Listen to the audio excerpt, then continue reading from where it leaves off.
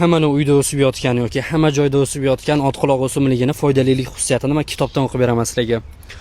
Xalq tabobatida bu o'simlikning gullari, urug'lari, barglari, ildizlari va yangi olingan suvidan foydalaniladi. Urug'larini yanchib, siydik haydiydigan, ich surishini qoldiradigan vosita tariqasida ovqatdan oldin 0,3-0,5 grammdan bir marta ichish buyuriladi. Barglari va gullaridan tayyorlangan damlamalar odamning ishtahasini ochib, jigarga, yurakka quvvat beradi. Qon ketishini to'xtatadi. Sariq kasalligi, isitma, gepatitda foyda qiladi. Otquloq o'tidan tayyorlangan damlama, qaynatma va ekstraktlarini badan terisidagi yara chaqalarga davo qilish uchun ham ishlatiladi. Ibn Sinoning fikriga qaraganda otquloq o'ti va urug'lari ichketarga davo bo'ladi. Urug'lari suv yoki musallas bilan ichilsa, ichakdagi yaralarga hamda ich surishiga davo qilishda naf beradi. Sharobga solib damlangan urug'lari siydik toshlarini maydalaydi.